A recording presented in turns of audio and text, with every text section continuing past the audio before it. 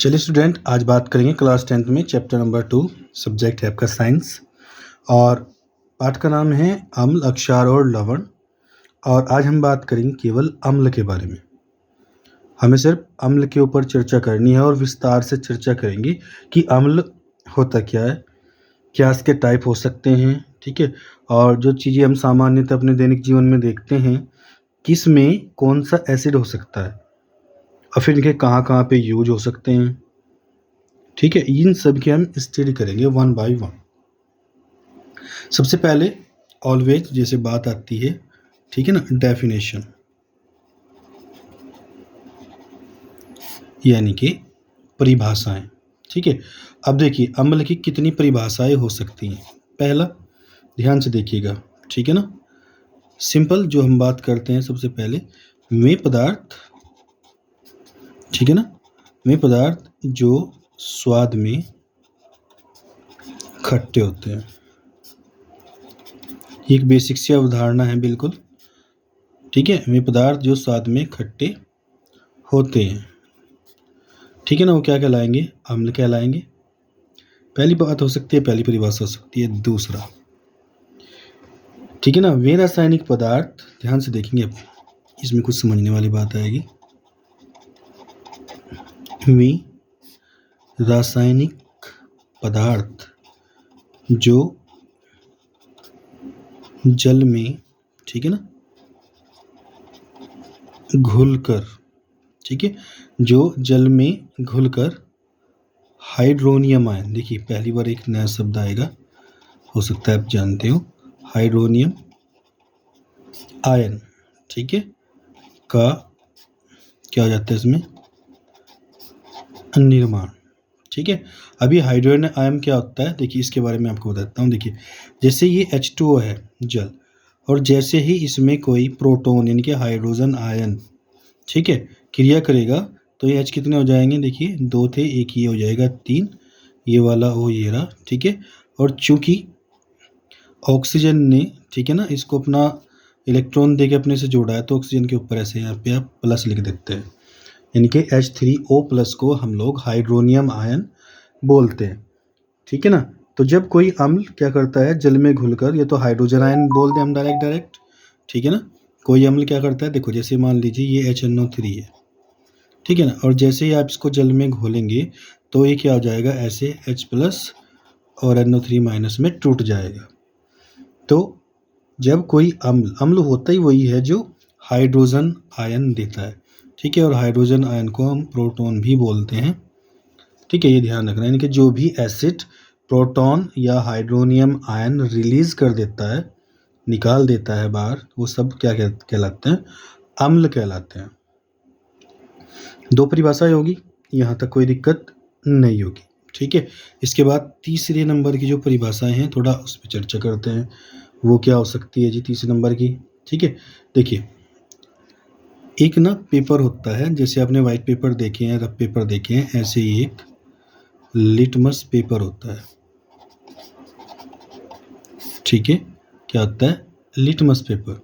और जैसे ही litmus paper को हम किसी भी एसिड वाले कंटेनर में, यानी कि जिसमें एसिड हो, उसमें इसको डालते हैं, ठीक है, तो इसका जो कलर होता है, यानी कि लिटमस पेपर का जो कलर होता है, रंग होता है, वो बदल जाता है, ठीक है। रंग क्या हो जाएगा इसका? बदल जाएगा, यानी कि नीले से लाल रंग का हो जाता है, ठीक है, ब्लू टू रेड, ये कन्वर्ट हो जाएगा, इसमें कोई डाउट नहीं होगा, ठीक है ना। अब देखिए ध्यान, एक नाम होता है, इसको ना ऐसे अपने माइंड में सेट कर लो, कभी फिर भूले ही नहीं। अनिल है, ठीक है, आपके टीचर्स ने आपको बता भी रखा होगा। तो जो अम्ल होते हैं वो लिटमस पेपर को नीले से लाल में कन्वर्ट कर देते हैं, ठीक है। अम्ल क्या करेंगे? नीले से लाल में कन्वर्ट कर देंगे। यहाँ तक कोई डाउट नहीं होगा, ठीक है, ये बात क्लियर हो गई। अब चौथे नंबर पे अगर हम जाएं, ठीक है ना, तो चौथे नंबर पे जो अम्ल होते हैं ना, ये आपके ठोस भी हो सकते हैं, ये आपके द्रव भी हो सकते हैं, और ये आपके गैस भी हो सकते हैं। कोई ज़रूरी नहीं है कि जो अम्ल है वो आपका हमेशा द्रव की फॉर्म में ही मिलेगा। ठीक है, तो ठोस, द्रव, गैस ये तीनों हो सकते हैं, इसमें कोई दिक्कत वाली बात नहीं होगी। ठीक है ना। फिर बात करते हैं, देखिए जैसे हम लोगों ने क्या करते हैं, जैसे मान लो हम लोगों को सेंटीमीटर में मापनी है कोई दूरी। ठीक है, तो हम लोग एक फीटी का यूज़ करते हैं, समझ रहे हैं बात को, एक फीटी का यूज़ करते हैं। इसी प्रकार से क्या करते हैं, हम लोगों ने अम्ल और अक्षार को नापने का एक पैमाना बनाया हुआ है, उसको हम पीएच स्केल बोलते हैं, पीएच स्केल। और इसमें क्या होता है, ऐसे 0 से लेके और 14 तक नंबर होते हैं, बीच में बिल्कुल 7 होता है। ठीक है, तो वे पदार्थ जिनकी जो रेंज होती है वो 0 से 7 के बीच में होती है, यानी कि जिनका पीएच 0 से 7 के बीच में होगा वो आपका अम्ल कहलाएंगे, और जिनका 7 से ज़्यादा और 14 से कम होगा वो अक्षार कहलाएंगे, और जिनका 7 होगा वो न्यूट्रल हो जाएगा, यानी कि उदासीन। ठीक है, और कोई आपसे पूछने लग जाए किसी उदासीन पदार्थ का नाम बताओ, तो जल। ठीक है, जल का जो पीएच होता है वो 7 होता है। हालांकि जल जो है वो अम्ल और अक्षार दोनों का कार्य करता है समय समय पर। तो यहाँ तक तो कोई डाउट नहीं होगा। अब तक मैंने आपको 4 परिभाषाएं बताई हैं। वे पदार्थ जो स्वाद में खट्टे होंगे, कोई दिक्कत नहीं है। दूसरा, वे रासायनिक पदार्थ जो जल में घुलकर हाइड्रोनियम आयन का निर्माण करते हैं, या सिंपल ऐसे कह लीजिए बस, खाली जो H+ होता है वो दे देते हैं, तो वो भी आपका क्या कहलाएगा, अम्ल कहलाएगा। या फिर तीसरे रूप में बताएं आप अम्ल को। ठीक है ना, वे पदार्थ जो लिटमस पेपर का रंग बदल देते हैं, यानी कि नीले से लाल कर देते हैं, वो भी बिल्कुल सेट आएगा, सही आएगा, उसमें भी कोई डाउट नहीं होएगा। ठीक है ना, यहाँ तक तो कोई दिक्कत नहीं है। स्वाद हो गया आपका, उसका टाइप हो गया। ठीक है ना, उसके बाद में इसका पीएच। ठीक है, तो वे पदार्थ जिनका पीएच लेस देन, ठीक है ना, 7 यानी कि 7 से कम होता है, वो भी क्या कहलाते हैं, आपके अम्ल कहलाते हैं। तो यहाँ तक तो कोई दिक्कत इसमें नहीं होगी मेरे हिसाब से। ठीक है, अगर कोई दिक्कत होगी तो कमेंट में बता देना। अब देखिए, इसके बाद में फिर बात करते हैं कॉमनली हम इनके टाइप के बारे में बात करेंगे। ठीक है ना, टाइप यानी कि प्रकार, कौन कौन से प्रकार इनके हो सकते हैं। ठीक है ना, अब उस पर चर्चा कर लेते हैं एक बार। ठीक है ना, देखो जैसे सबसे पहले बात करते हैं हाइड्रो अम्ल। ठीक है, दिख नहीं रहा है, दिख रहा है। हाइड्रो अम्ल है, और इसके बाद में अगर नंबर 2 की हम बात करेंगे तो नंबर 2 में ऑक्सी अम्ल हो जाता है, ऑक्सी अम्ल। ठीक है, और फिर इसके बाद में नंबर 3 परबल अम्ल, और फिर ठीक है ना 4 में परबल का उल्टा हो जाएगा दुर्बल अम्ल। अब देखिए इन पे एक एक पे चर्चा करते हैं फटाफट। देखो हाइड्रो अम्ल की बात कर रहा है। ठीक है, हाइड्रो अम्ल कौन से होते हैं, ध्यान से देख लीजिएगा। वे अम्ल, ठीक है, मैं आपको शॉर्ट में बता रहा हूँ, वे अम्ल जिनमें ऑक्सीजन नहीं होता, ऐसा समझिए। ठीक है ना, वे अम्ल जिनमें ऑक्सीजन नहीं होता, जो हाइड्रोजन होता है वो किसी और के साथ जुड़ा होता है, जैसे HCl, HF, है ना, HBr यानी कि hydrogen bromide, hydrogen fluoride, hydrogen chloride. ठीक है, तो ये वाले अम्ल आपके क्या कहलाएंगे, हाइड्रो अम्ल कहलाएंगे। ऑक्सी अम्ल देखिए ऐसे कर लेते हैं, ऑक्सी अम्ल में हाइड्रोजन भी होगा, ऑक्सीजन भी होगा, ठीक है, और कोई अदर भी हो सकता है। तो वे अम्ल क्या कहलाते हैं, आपके ऑक्सी अम्ल कहलाते हैं, जिसमें हाइड्रोजन और ऑक्सीजन के साथ कोई तीसरा भी आ जाता है, जैसे HNO3, हाइड्रोजन ऑक्सीजन है और बीच में क्या आ गया, नाइट्रोजन, इनके तीसरा आ गया, ये नाइट्रिक अम्ल है आपका। कॉमन चीज़ बिल्कुल जानते होंगे। यहाँ पे H2SO4, देखो यहाँ पे हाइड्रोजन भी है, ऑक्सीजन भी है, बीच में कौन आ गया, सल्फर। ठीक है, तो सल्फर को हम लोग गंधक बोलते हैं, और इसको हम गंधक अम्ल भी बोल देते हैं और सल्फ्यूरिक अम्ल भी बोल देते हैं। यहाँ तक कोई डाउट होगा तो बता दियो, वरना आगे बढ़ते हैं। तो उसके बाद में परबल अम्ल कौन से होते हैं, ये आगे भी आएंगे भाई, ठीक है ना, इनके बारे में समझ लीजिए। देखिए ऐसे बात करते हैं, वे अम्ल, ठीक है, वे अम्ल जो जल में, ठीक है, पूर्ण रूप से आयनित हो जाते हैं, आयनित हो जाते हैं, इनके 100% आयनों में टूट जाते हैं। जैसे ही जल में घोलेंगे तो जो अम्ल है वो जिससे भी मिलके बना है तो अपने आयनों में टूट जाते हैं, ठीक है। और प्रबल अम्ल का भी आप ध्यान रखेंगे, HCl, H2SO4, HNO3, ये प्रबल अम्ल की श्रेणी में आते हैं। और साथ के साथ ये भी ध्यान रखेंगे, इनको हम लोग खनिज अम्ल भी कहते हैं, इन्हीं को बोलते हैं खनिज अम्ल। तो यहाँ तक कोई दिक्कत नहीं होगी। प्रबल का मतलब समझ में आ गया, जो 100% अपने आयनों में, अपने जो कॉन्स्टिट्यूएंट हैं उनमें टूट जाएंगे, ब्रेकअप हो जाएंगे, ठीक है ना, वो आपके प्रबल अम्ल कहलाएंगे। और दुर्बल अम्ल की अगर बात करें तो दुर्बल अम्ल देखो नाम में ही छिपा हुआ है, इसका बिल्कुल उल्टा है, ठीक है। तो ये क्या होते हैं, ये क्या करते हैं, जल में आंशिक रूप से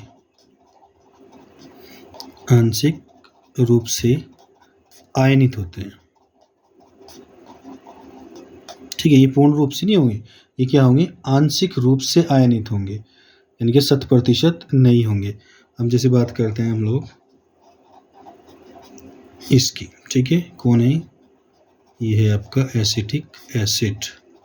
और IUPAC में इसको बनाएंगे तो 1 2 2 कार्बन है, एथ है, और COOH के नाम का ओइक जोड़ते हैं, ओइक एसिड, तो ये बन जाएगा आपका एथेनोइक एसिड इन IUPAC, ठीक है भाई, यहाँ तक कोई दिक्कत। उसके बाद में बात कर लेते हैं जो मुख्य चीज़ें हम अपने दैनिक जीवन में देखते हैं भाई, है ना, और उनमें कौन कौन सा अम्ल होता है इसके बारे में एक बार चर्चा कर लेते हैं, ठीक है। जैसे एक तो होता है चींटी का डंक, चाहे वो लाल वाली हो चाहे वो सामान्यता हो, उनमें HCOOH पाया जाता है। HCOOH का मतलब होता है फॉर्मिक अम्ल। क्या हो जाएगा, फॉर्मिक अम्ल, या IUPAC में इसी को फॉर्मिक अम्ल को ही मैथिनोइक बोलते हैं, ये भी आप याद रखें, कहीं फिर बाद में कहीं, ठीक है। उसके बाद में ये मैंने यहाँ पे लिखा था, तो मैं इसके बारे में, एसिटिक एसिड के बारे में ही बता देता हूँ। आप लोग अपने घर पे सिरका खाते होंगे, ठीक है, या अचार खाते होंगे, तो सिरका या अचार जो आप मार्केट से लेके आते हैं, इन दोनों में एसिटिक एसिड होता है। एसिटिक एसिड, ठीक है ना, क्योंकि वो दुर्बल एसिड है, कमज़ोर एसिड है, इसलिए वो आपको ज़्यादा नुकसान नहीं देगा, ठीक। उसके बाद में कुछ चीज़ें और हैं, जैसे कि हम बात कर लेते हैं क्या बोलते हैं, अंगूर, ठीक है भाई, मात्रा उल्टी सीधी हो सकती है, वो देख लीजिएगा अपने विवेक के अनुसार, उसमें कोई, और अंगूर के साथ इमली, इन दोनों में एक ही अम्ल होता है, अंगूर में भी और इमली में भी, ठीक है, उसका नाम होता है टार्टरिक एसिड। क्या होता है भाई, टार्टरिक एसिड होता है इसका नाम। अब कक्षा 10th के लेवल पे अगर हम लोग देखेंगे तो बस हमको नाम पता होना चाहिए, ठीक है ना, लेकिन जैसे ही आप 12th स्टैंडर्ड में जाएंगे तो फिर टार्टरिक एसिड की संरचना पूछी जाती है वहाँ पे, और उसका पूछने का कारण ही होता है, देखिए मैं आपको दिखा देता हूँ, हालांकि समझ में नहीं आएगा आपके, आ जाए तो बहुत अच्छा है। ये OH है, ठीक है ना, ये H है, ये OH है, ऊपर इसमें COOH होता है और नीचे भी COOH होता है, और यहाँ पे जहाँ काटते हैं वहाँ हमेशा कार्बन होता है जो आप लोगों को दिखाई नहीं देता है। क्लियर हो गई बात, ठीक है। तो ये वहाँ पे क्यों पढ़ना जरूरी होता है, क्योंकि एक टॉपिक आता है आपका 12th में जाने के बाद, उसको हम समावयवता बोलते हैं, समावयवता यानी कि आइसोमेरिज्म बोलते हैं। क्लियर, ठीक है, ये वहाँ पे काम आता है और वहाँ पे और भी काम आएंगी, ठीक है। जैसे कि मैं आपको लगे हाथ बता दूँ, जैसे हम लोग यहाँ पे देखिए दूध की बात कर लेते हैं, ठीक है। अब दूध में या दही में कौन सा एसिड होता है, लैक्टिक एसिड होता है, ध्यान रखेंगे, कौन सा होता है, लैक्टिक, ठीक है। और लैक्टिक की भी ऐसे ही संरचना होती है, सेम तो नहीं होगी, HOH, ठीक है ना।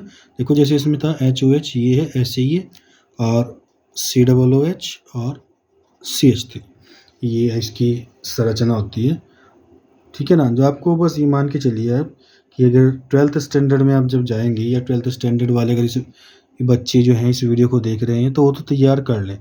या कई बार क्या होता है, जैसे आप ग्रेजुएशन बेस में चले गए हैं, BSc में चले गए हैं, तो वहाँ पे डिटेल में है आपका, वहाँ पे तो ये भी आएगा कि सिमेट्रिक है, नॉन सिमेट्रिक है ना, इस प्रकार के कार्बन परमाणु, वहाँ पे तो बहुत डिटेल में हो जाता है ग्रेजुएशन में जाने के बाद। एनीवे चलिए इसको छोड़ते हैं, अपने टॉपिक पे आ जाते हैं दोबारा से। तो चींटी के डंक में आपका फॉर्मिक एसिड होता है, आंटिस्टिंग जिसको बोलते हैं, या इसी को मैथिनोइक एसिड भी बोल देते हैं, मैथिनोइक एसिड। देखिए स्टूडेंट, अगर आप अपने नोट्स बनाना चाहें वीडियो को देख के, ठीक है, तो देखते रहें, समझते रहें और लिखते रहें, ताकि आपको पेपर टाइम में आसानी हो जाए। अब एक चीज़ जो हम लोग अपने दैनिक जीवन में कॉमनली यूज करते हैं, आप जानते हैं, चाय। चाय पीते हैं तो चाय में कौन सा एसिड होता है?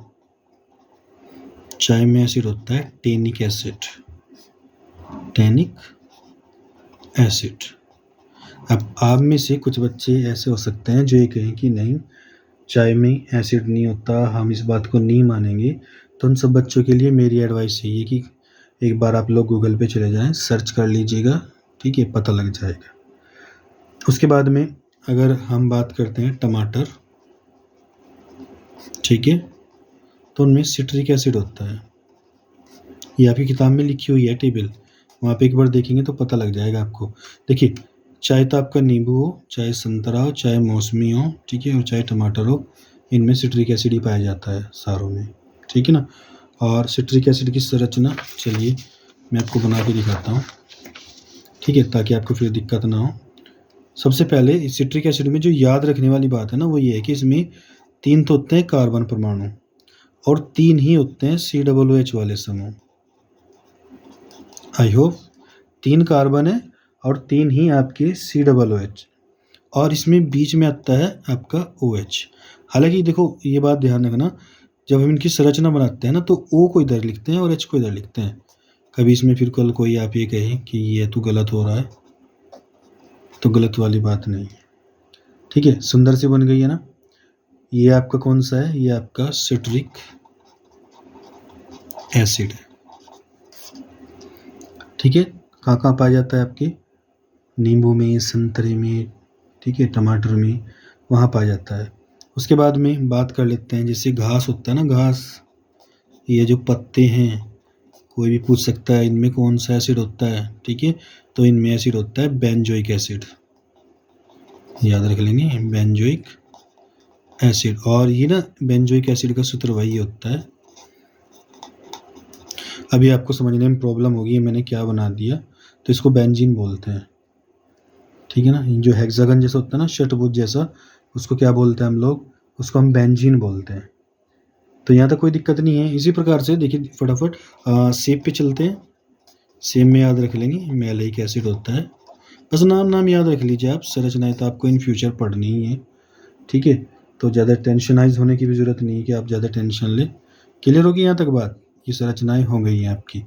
इसके बाद में और कुछ जो गुण हैं उनके बारे में बात कर, देखिए बात कर लेते हैं लगे हाथ, जो अम्लों के उपयोग है, ठीक है भाई, अम्लों के उपयोग। हालांकि उपयोग तो इनके अनगिनत हैं, कमर्शियली तो मत पूछिए कितने, इतने ज़्यादा होंगे आप लोग आइडिया भी नहीं लगा पाएंगे, इतने ज़्यादा होते हैं। जैसे HCl है, ठीक है, हाइड्रोक्लोरिक एसिड, तो ये क्लोरीन के निर्माण में यानी क्लोरीन बनाने में काम आता है, इसमें तो कोई डाउट नहीं है। HNO3 नाइट्रिक अम्ल की अगर हम लोग बात कर लेते हैं, तो देखिए जो उर्वरक होते हैं हमारे, फर्टिलाइज़र जो खेतों में डलते हैं, वो बनाने में काम आता है। विस्फोटक जो पदार्थ होते हैं वो बनाने में काम आते हैं, कलर बनाने में काम आएंगे, और ड्रग्स यानी कि औषधि बनाने में भी वही काम आता है, ठीक है। यहाँ तक कोई दिक्कत नहीं है। उसके बाद में एक और रह जाता है, जैसे H2SO4 sulphuric acid. Sulphuric acid का हम कमर्शियली कहाँ यूज़ करते हैं? तो जो धावन सोडा होता है जैसे, ठीक है ना, दावन सोडा, फाइबर, ठीक है, लिख के तो क्या, फाइबर हो गया, प्लास्टिक हो गया, ये सब बनाने में काम आता है, ठीक है ना। और साथ के साथ जो बैटरी होती है या बैटरीज होते हैं उनमें गंधक अम्ल के रूप में इसी को डाला जाता है। ये सब हम लोग तैयार कर लेंगे ताकि देखिए अम्ल में कोई दिक्कत नहीं रहनी चाहिए। अम्ल क्या है, कितनी परिभाषाएं हैं, मैंने आपको 5 परिभाषाएं अम्ल की बता दी हैं लगे हाथ, ठीक है। उसके बाद में फिर हाइड्रो अम्ल क्या होता है, ऑक्सी अम्ल क्या होता है, प्रबल अम्ल क्या होता है, दुर्बल अम्ल क्या होता है, ये सब मैंने आपको बता दिया। और जो मुख्यतः पदार्थ जो हम अपने दैनिक जीवन में देख रहे हैं, कहाँ पर किस में कौन सा अम्ल होता है, वो भी मैंने आपको बता दिया है, ठीक है। अब थोड़ा सा एक अलग सा टॉपिक है हमारा, उस पर हम चर्चा करते हैं। देखिए चर्चा भी जरूर जाती है करनी, ताकि फिर आप ये ना कहें कि आपको कोई डाउट बस बचना नहीं चाहिए, ठीक है ना, कोई भी डाउट नहीं रहना चाहिए। देखिए एक चीज़ आप लोगों ने पढ़ा होगा, अम्लीय वर्षा, ठीक है, जानते हैं सब। तो वर्षा 2 प्रकार से हो सकती है। अब आप ये कहेंगे ये क्या है ना, सोच सकते हैं इस बात को कैसे। चलिए मैं बताता हूँ आपको कैसे। देखिए आपके वायुमंडल में, एटमॉस्फेयर में, एक तो होता है कार्बन डाइऑक्साइड, एक सल्फर डाइऑक्साइड भी होता है, ठीक है, और वहाँ पे नाइट्रोजन के ऑक्साइड भी अवेलेबल है, नाइट्रोजन के ऑक्साइड भी उपस्थित है, ठीक है। इसमें भी कोई दिक्कत नहीं है जी हमको, चलो ये भी अच्छी बात है। अब देखिए क्या होता है, जो कार्बन डाइऑक्साइड होती है, ठीक है, अब वर्षा की बात कर रहे हैं हम, जब बादल होते हैं, बादल में आपको पता क्या होता है, वहाँ पे पानी होती है, नमी कह लो उसको, ठीक है, या उसको जलवाष्प का नाम दे लीजिए आप, या हम तो सिंपल भाषा में उसको H2O कहेंगे, उसका सूत्र लिखेंगे, ठीक है ना। अब देखो ये दोनों के दोनों आपस में मिलते हैं तो H2, एक आपका C है और 2 O और एक O, ये बन गया आपका H2CO3, ठीक है। इसको बोलते हैं हम लोग कार्बोनिक एसिड, कार्बोनिक एसिड। अब जो कार्बोनिक एसिड होता है, ठीक है ना, इसको तो आप लोग यूज़ करते हैं पीने में, जो आपके पेय पदार्थ होते हैं, कोल्ड ड्रिंक्स वगैरह होते हैं, सोडा वाटर होता है, उनमें ये तो मिला होता है। तो जब बारिश होती है ना तो बारिश में घुल जाता है और घुलने के बाद सीधा हमारी पृथ्वी पर आ टपकता है, यहाँ तक कोई दिक्कत नहीं है, ठीक है। इसके बाद में ऐसे ही सेम यही प्रक्रिया, चूँकि आपको पता है जलवाष्प तो वहाँ पे है ही भाई, पानी तो बादल में है ना। तो ये जलवाष्प अगर SO2 के साथ क्रिया करेगा, ठीक, तो सल्फ्यूरिक एसिड का निर्माण हो जाएगा। अगर नाइट्रोजन के साथ क्रिया करेगा जलवाष्प, ये वाला, ठीक है, तो वहाँ पे नाइट्रिक एसिड, इनका निर्माण हो जाएगा। इस प्रकार से वो क्रिया हो जाएंगी। तो ठीक है यहाँ तक। तो जब बारिश होती है और बारिश में अम्ल साथ साथ में बारिश के साथ नीचे पृथ्वी पर गिरते हैं, तो उस वर्षा को हम अम्लीय वर्षा बोलते हैं। हालांकि अगर स्वास्थ्य की दृष्टि से देखेंगे तो अम्लीय वर्षा जो होती है वो नुकसानदायक ही होती है, ठीक है। और एक करंट में क्वेश्चन चलता रहता है बहुत पहले से, उसका इसी से लेना देना है, तो मैं बता देता हूँ उसके बारे में। आप लोगों ने ये शब्द सुना होगा, ताजमहल, ठीक है, कहाँ पे, आगरा में है। और लगभग ये मान के चलिए, मोटा मोटा सा, हिस्ट्री का ज़्यादा मुझे नहीं पता, लेकिन ये मान के चलिए कि 400 साल ईयर पहले बना था, जब शाहजहाँ ने इसको बनवाया था। तो ये बिल्कुल तब सफ़ेद संगमरमर से बना था ये, ठीक है ना, बिल्कुल वाइट था ये, सफ़ेद संगमरमर, ठीक है ना, बिल्कुल ही वाइट था।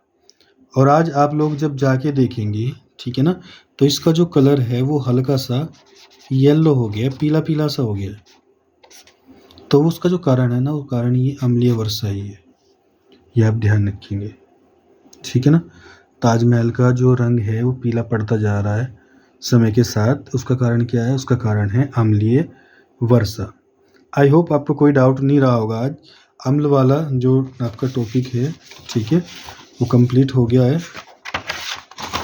ठीक है ना। देखो अम्ल की मैंने आपको ये 5 परिभाषाएं बता दी थी, ये तैयार हो जाएगा, ठीक है। उसके बाद में फिर हाइड्रो अम्ल, ऑक्सी अम्ल, और क्या बोलते हैं आपकी प्रबल अम्ल, और यहाँ पे दुर्बल अम्ल, ये हो गया। कौन सा अम्ल कहाँ पाया जाता है, ये सब आगे पीछे ही सही जैसे भी, ठीक है। अगर वीडियो को आप ध्यान से देखेंगे तो सब कुछ समझ में आ जाएगा। और उसके बाद में अभी जो हम बात कर रहे थे, ठीक है ना, ये वाली, घास पत्ती में होता है, अम्लों के उपयोग कहाँ कहाँ हैं और क्या बोलते हैं अम्लीय वर्षा। ठीक है, थोड़ा हमने इसके ऊपर चर्चा की है। आई होप समझ में आ गया होगा। और देखो बच्चों, मैं सिर्फ एक ही बात कहना चाहता हूँ आप सभी से, जो भी वीडियो को देख रहे हैं। मैं ये नहीं कहूँगा कि लाइक करो, सब्सक्राइब करो, ये करो वो करो। ठीक है, ऐसा कुछ नहीं है। आप लोगों से बस इतना कहना है कि अगर कोई बच्चा ऐसा है जिसको कहीं पे भी पढ़ने में किसी भी प्रकार की आर्थिक स्थिति में, आप समझ सकते हैं मैं जो कहना चाह रहा हूँ, समस्या आ रही है, तो ऐसे बच्चों को ये वीडियो फॉरवर्ड कर दीजिए ताकि उनके एक काम आ जाए और किसी भी बच्चे का टैलेंट बेकार नहीं जाना चाहिए। ठीक है बच्चों, चलिए इसी के साथ अच्छे रहिए, मस्त रहिए, स्वस्थ रहिए। आप सभी को शुभ रात्रि।